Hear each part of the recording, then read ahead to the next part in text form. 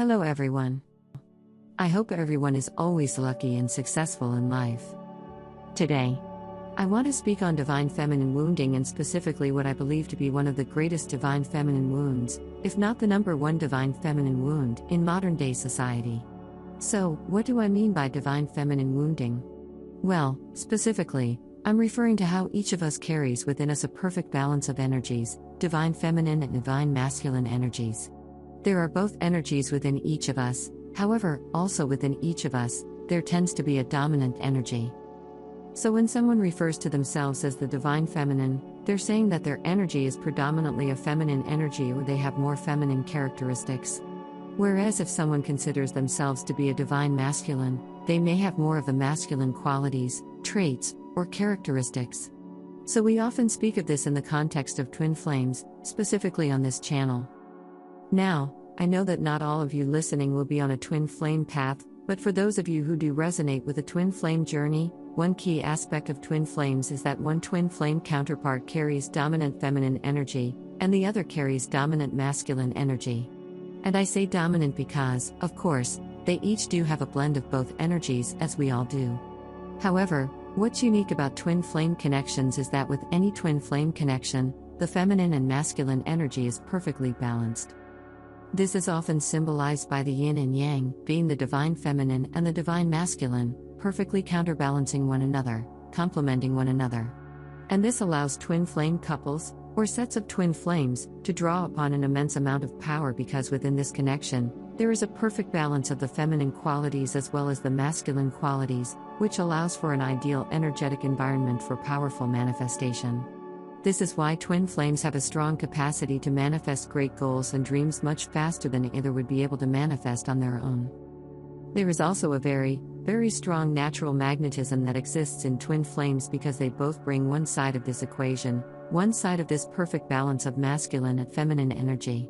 So, the masculine, the divine masculine within the twin flame connection, which, by the way, could be a man or a woman, these energies are not necessarily limited to one's biological gender. The divine masculine will be naturally, incredibly magnetically, and energetically drawn, pulled to the divine feminine in her natural state.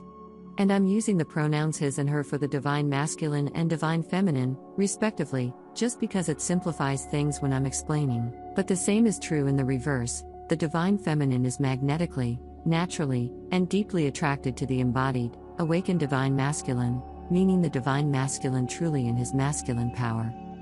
So when each twin flame counterpart is empowered and fully embodying that divine feminine or divine masculine energy, they are incredibly magnetic for one another, and they are drawn to one another across all time, space, barriers, boundaries, and they are brought together into a harmonious physical reunion. This is just natural. I always say this, but it's always worth reiterating because when we experience the running and the chasing, the separation, it's so easy to forget that this connection is actually highly magnetic in its natural state, that we are meant to be drawn together with our divine counterpart. The problem arises because in our society, we aren't trained to embody these natural states, this natural divine feminine and divine masculine energy, because there are collective wounds, meaning common patterns of negative or limiting thinking that are passed down from one generation to the next, many of which stem from ancient times, ideologies, belief systems, and are ultimately handed to us. We are all part of this collective energy, collective meaning the combination of every soul in existence at this time on the planet. However, because of this, we can all experience these collective wounds, collective patterns of thinking that get handed down through society, through our peer groups, through our family members, through our teachers, through the school system, and predominantly in today's day and age, through the media that we absorb. And that specifically ties wound I'm going to speak on today because this wound is predominantly disseminated in the modern age through media consumption. And this is why it is so important for us as collective divine feminine listening to this podcast to become aware of this wound in order to be able to acknowledge its evidence when we see it through social media, through the media, through advertisements. Because only by becoming consciously aware of this negative programming and effect, this weakening effect on our divine feminine energy, can we then eliminate it both from within ourselves and be able to reject it when we see it, rather than accepting it into our own subconscious, into our own energy as our own wound and weakness. Now, the wound I'm speaking on specifically today is lack of worthiness when it comes to our physical appearance as divine feminine, and specifically, body consciousness. So, I say this as if not the number one wound for divine feminine, it is very, very high up. Because through media, through social media, through advertisements, we are being bombarded on a daily basis with one concept in different forms, one negative belief in different forms. And this belief says, you are not enough. Now, this belief might show up or present itself to us in an ad for clothing. It might show up on an edited, photoshopped picture on our Instagram feed. It might show up on Facebook, even through TV shows or movies. Essentially, as women, we are giving away our power on a daily basis by allowing others to decide for us whether or not we are worthy of their time, attention, and admiration based on our appearance, and specifically, media works by getting us to fixate upon what they choose to or decide to be our negative physical traits and characteristics. Until we believe that because of the way we look, whether it's that we don't like our body type, whether it's the amount of weight we store on our body or where we store this weight, whether it's the way we naturally look, we are told that if we do not match a specific and ever-changing ideal, an unattainable and ever-changing standard of beauty, they call it, if we don't match this standard, then somehow we are flawed. And because we are flawed, we are powerless and unworthy of the time, attention, and love of others. And this causes us to perpetually feel very self-conscious of ourselves, our bodies, and our own physical appearance. And this self-consciousness moves us out of the core of our power. We give away our power to the ideas, concepts, and opinions of other people and even this unknown, kind of mysterious entity we just simply refer to as society. The truth is that you are incredibly powerful. You are magnetic. You have the power to effortlessly manifest, create, and attract absolutely anything into your life. And it's not because of the way you look. It's not because of the way you present yourself to other people. It is a natural magnetism that surrounds you with beauty and with an attractive energy that pulls to you everything you could possibly need or desire. And when it comes to the twin flame connection, two twin flames are naturally drawn to one another in their natural state.